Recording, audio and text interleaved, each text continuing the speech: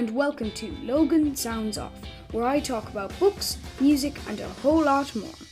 I'm your host, Logan Kelly.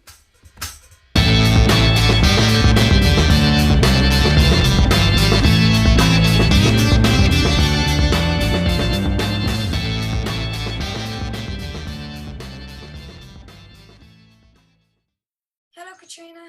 Hi, how are you? I'm good. How about yourself? Good, thanks. How are you doing? Good. How are you? How were you with the flu? I'm a lot better now, thanks. I had a bad couple of days, but I'm doing okay. Brilliant. So hi, oh my God. Hi, Catriona. Welcome to Logan Sounds Off. For people who don't know you, could you tell us a little bit about yourself? Okay. Hi, everybody. Thank you for having me on your podcast, Logan. It's a lovely honor to be on your podcast. My name is Catriona Hegarty. I am a part-time DJ. Well, DJ really. I have a radio show on a community radio station here in Donegal. It's called Owenea FM, and we are back on air at the end of June. And I also DJ. I do DJ sets in clubs in Galway, and I do production for events as well. And a big music fan. Always been a music fan all my life. Seen a lot of bands and seen a lot of acts over the years. So a huge music fan. So that's a little bit about me. Wow, thanks for telling us a little bit about yourself there. What kind of music did you enjoy listening to growing up? Well, Logan, I suppose from my age would have been the 80s and the 90s, and all that new era of 80s pop would have been my favorite growing up. And then into the 90s, then I kind of discovered grunge music. Like music. Nirvana. Yeah, like Nirvana, Soundgarden. Bands like that I got really into in the 90s, and then Britpop, Oasis, Blur, all those bands from the 90s would have been my kind of listening. But then I listened to everything. I would listen to all genres of music. Classical, country, easy listening, 70s rock. My brother would be a massive influence on me listening to music. He's into the likes of Eric Clapton and Madness and two-tone music and Rory Gallagher. So I've had a lot of influences over my life from listening to different types of music, plus discovering music myself over the years too when I was younger. Wow, with travel and the music scene, living in Galway, has it influenced your music? It has influenced my music. I got to see some bands in Galway over the years. When I moved there first, the likes of Snow Patrol, who would be a great favourite of mine.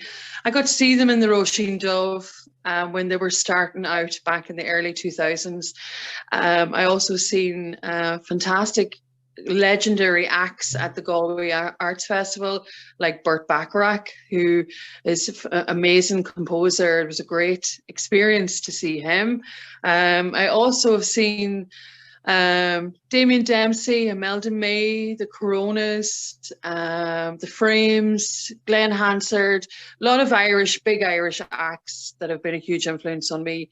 And it's great to see. I always say, go to a concert of a band you know nothing about, because that's the way you learn about them, you know?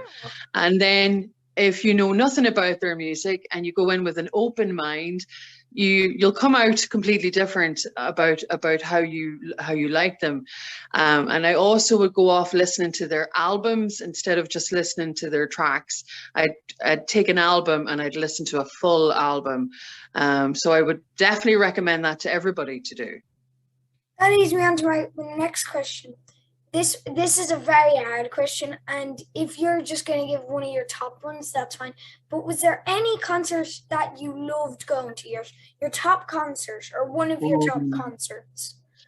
Well, I've seen Coldplay 3 times in the UK over the years. I've seen 3 album tours of Coldplay. One of them was in Wembley Stadium, and it was the Viva La Vida tour. And what they do in part of their concert is they'll bring out a special guest to sing with them. No way. Yeah, they do. They'll always bring out somebody with them to sing.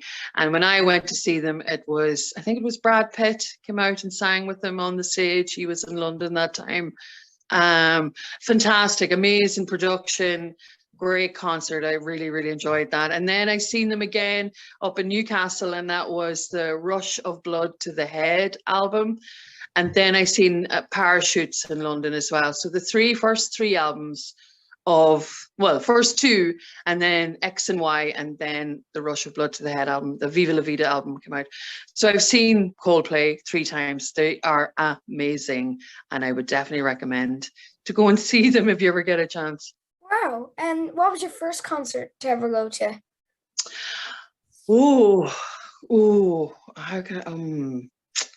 How can I? I'm not sure now. First big concert I went to see. Or one of your first. It can be small. It could be like a gig in a pub that's been closed down for years. Just a kind of gig. Yeah, well, I worked in Lisdoonvarna back years ago, and one of the first big artists I ever seen down in Clare was Christy Moore. He played in a small pub in Kilfenora one night, and we all went out to see him. Now, this is back in the 90s when Christy's live album, his biggest live album, was out, and he was on tour and he was doing a few gigs around Clare. So we went to see him. So it was a big thing to see Christy Moore. Also, Mary Black, I seen her in Donegal Town. She is a phenomenal voice and a great singer. I'm not sure if you know Mary Black. I know like some of her music here. Yeah, I've heard her before and I went, wow. And so I continue. So her son would be Danny from the Coronas, and then her daughter would be Roisin O, if you're familiar with those artists. If you want to listen to something new, definitely listen to the Coronas. But I've seen Mary Black in Donegal Town, and then I also seen Aslan, Christy Dignam and Aslan in Donegal Town. Now this is back years ago when the gigs were going really well in Donegal Town.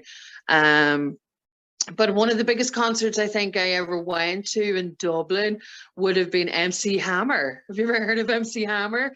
Isn't he the guy who done Stop Hammer Time? Sorry. Yeah. No way.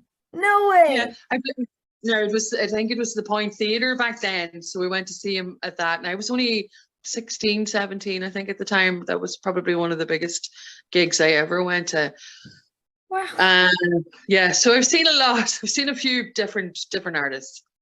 Yeah, that like MC Hammer. I have never heard a concert ever. Like I've talked to loads of people about concerts and gigs and things, and they've never mentioned MC Hammer. So wow. He was epic. His show was all dancers, and it was all that album that he came out with in the 90s. I can't remember the name of it now, but it was brilliant. And it was an exciting thing to go to as well, to go and see, to go to Dublin. I think it was one of the first times I'd ever been to Dublin back then. Also, I went to see REM in Slane. REM, no way. Yeah, and everywhere, sure. Yeah, and Oasis supported REM that year in Slane, so that was an epic gig as well. And been to a lot of different things in England too over the years when I lived over there. So a lot of different artists over in England. So I do go to a lot of music events. Wow, and like REM and MC Hammer and Oasis. 3 very different bands, but very good bands and musicians at the same time. Do you play an instrument? Well, I used to play guitar, but I've now picked it back up again. I think it's here just in the room. I'm going to start learning it, but I'm a left-handed player, so I'll be playing left-handed. So I'd be like Paul McCartney's left-handed player, and Kurt Cobain was a left-handed player, I think. So yeah, I want to try and pick up the guitar again and see if I can make a go of it. I'm just gonna ask a question because I do play the guitar. Because if you see in the back, there's two guitars. Yeah, I noticed that. In the middle of Ramon's t-shirt. But when you say left hand, is like having your hand here left hand, or where you're strumming? I'm strumming left-handed. Okay. I'm strumming right hand. Right. Okay. I always thought it always felt weird for me holding a guitar like this myself. But anyways, do you enjoy playing? Did you enjoy playing the guitar? I did. I enjoyed learning the chords and trying to put songs together.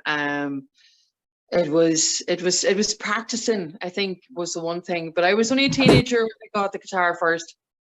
And I went to lessons and I did learn it.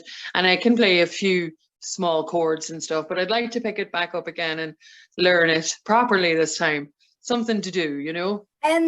Were you self-taught, or did you have a musical teacher, or were you taught by family or a friend?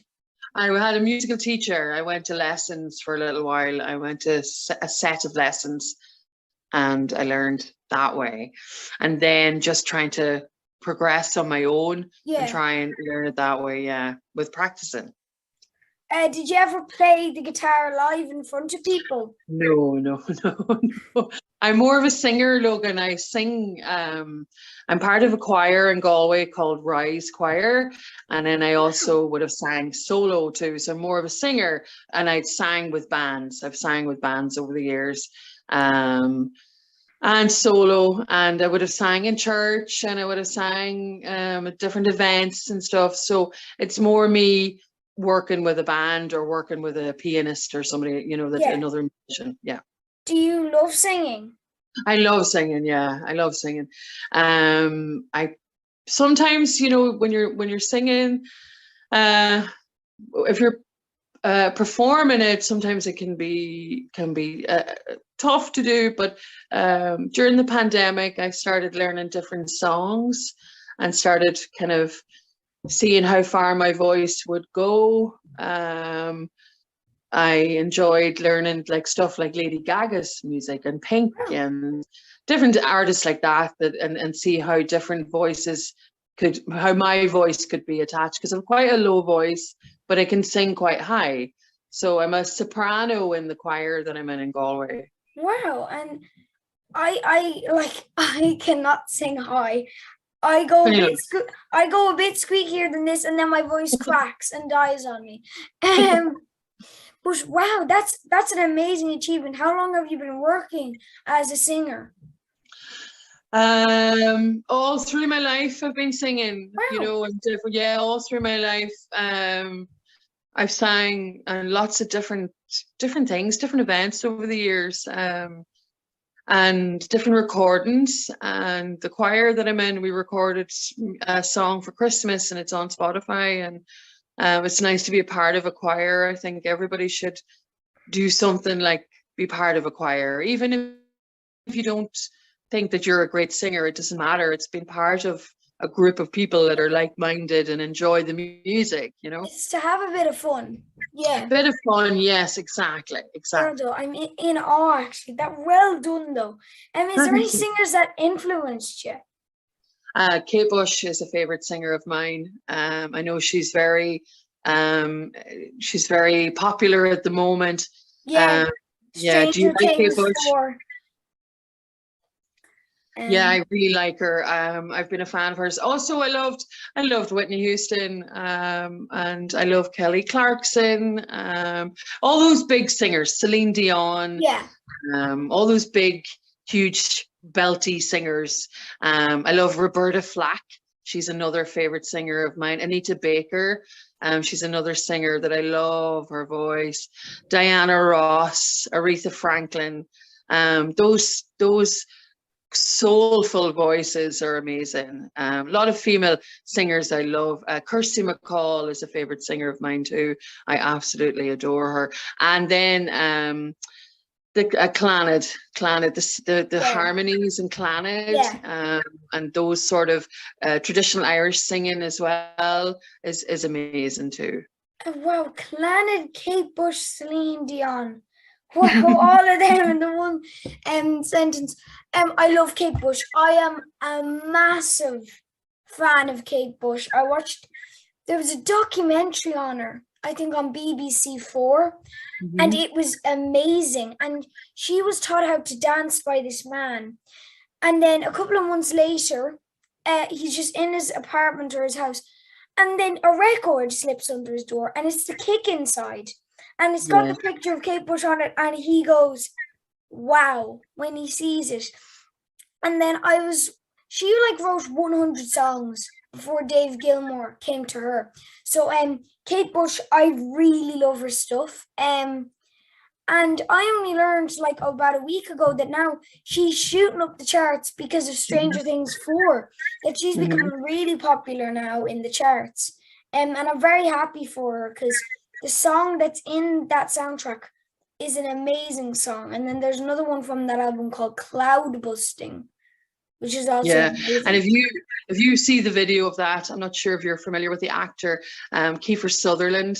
He's a singer as well. He's a very famous actor back from the 80s. His father, Donald Sutherland, was in the video, so she got Donald Sutherland to be in the video for Cloud Bursting. It was an epic video, and the same with the song Running Up That Hill. It's a beautiful song. It's a really beautiful song. Kate Bush is more of a performance artist, who's an amazing singer. Her performance, she's a performance modern style dancer, and I loved her since she came out. I remember seeing her on Top of the Pops. I'm not sure if you're familiar with Top of the Pops. Yeah, Top of the Pops, big time, yeah. So the old Top of the Pops are shown on BBC 2, I think, or BBC 4 at during the week in the evenings. And one of the first songs I ever saw of Kate Bush would have been Babushka, and I was mesmerized by her.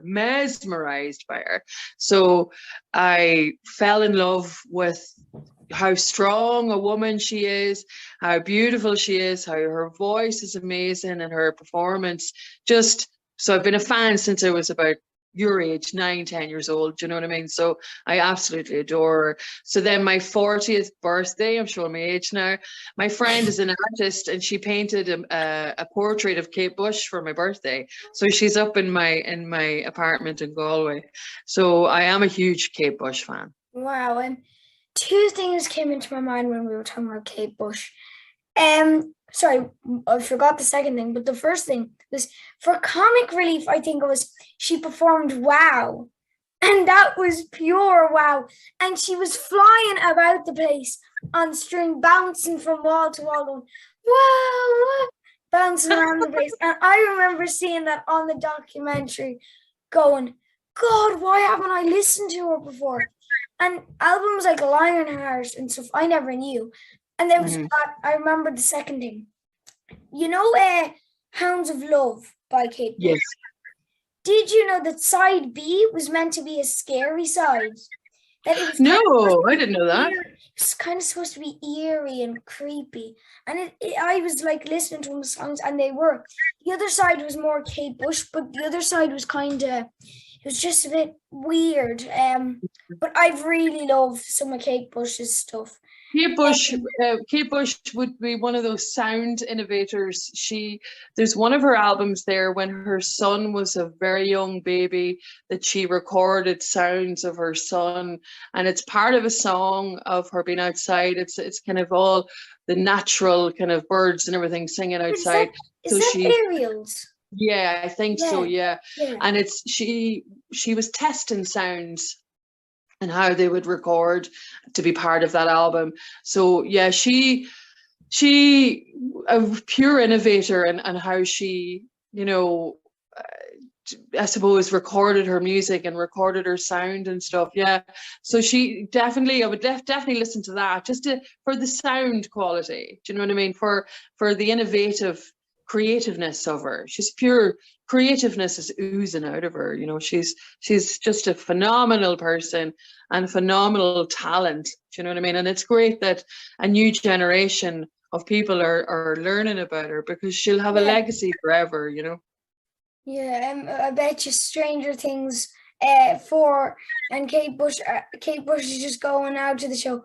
Thank you so much, because she really is going up the charts. And I think there was a story that someone put up where it was, I was so happy to hear my teenage son or daughter, I don't remember which, singing Kate Bush. And then I realized it was Stranger Things. And that she was very happy that the teenager was watching it. And now, actually, about Kate Bush and favorite bands, what is your favorite band and or musician?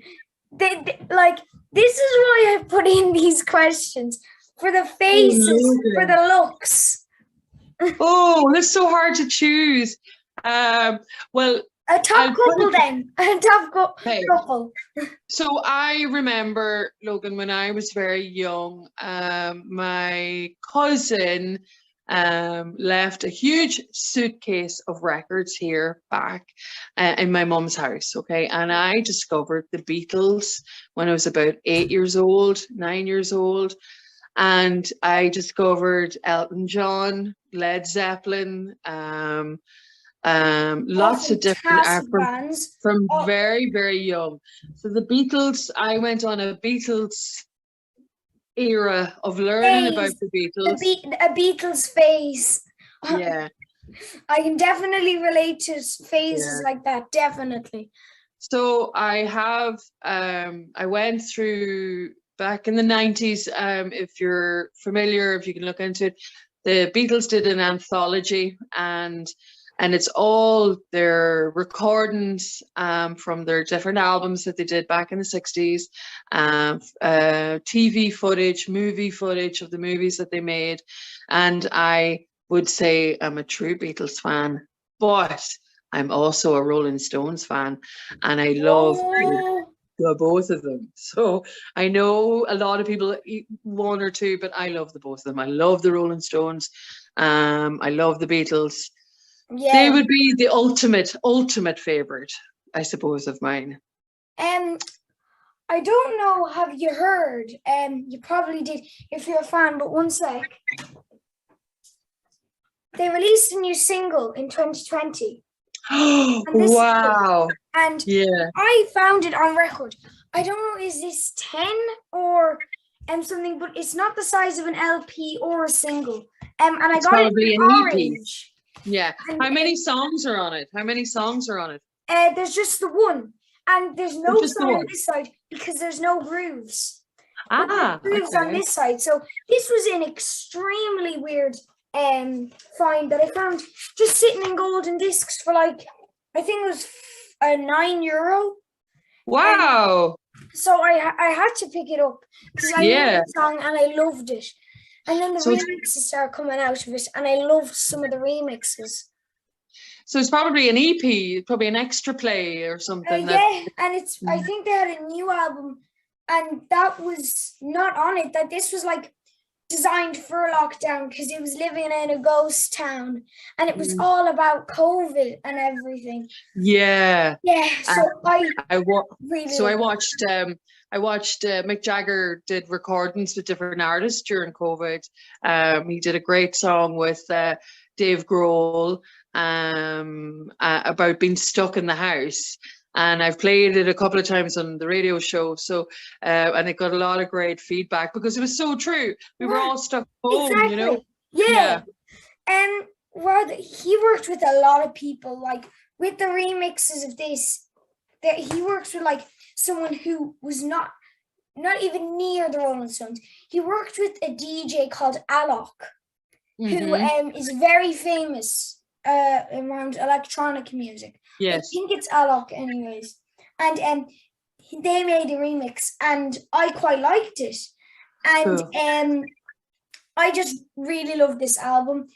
I definitely, if you see it, even if it's like 12 quid, if it's like this, do buy it because I've never seen a record like this My dad hasn't, my mom hasn't. Something that only has one song on both sides and is not like, it's not an LP size either. So definitely it's a really good song to listen to. It looks like a collector's edition of some, it looks like that it's a collector's edition because of the color of the vinyl as well. Yeah. It looks really unusual, That reminded me, I got the new Foo Fighters album. Oh, Medicine at Midnight. Yeah, just a couple of months before Taylor Hawkins died, unfortunately. And that was in indie blue. So I realized something when I got that album. If you want to get an album and you want it to be special to you, and you want to listen to it and you're a big fan, get it early because you'll get like a special kind of edition. Because I bought loads of albums early and I've got loads of double vinyls. I got yellow vinyls and it's just really nice to have them. Sure, they're collector's editions, colors. And then we got a Dead Kennedys single there. That's clear. That's see-through. Wow. So definitely get a record early if you like it. So is it okay if we leave the interview at that, Catriona? Yes, of course. Thank you for having me on your podcast. It's been a lovely talking with you. And I could talk with you for hours, Logan, about music and chatting away about stuff. It's great. I really enjoyed chatting with you. And thank you so, so much. It's been lovely. Thank you. Goodbye. Okay. I hope you enjoyed listening to this episode of Logan Sounds Off. You can follow me on X, Facebook and Instagram at Logan Sounds Off. And don't forget to subscribe and not miss any more cool episodes. Bye guys!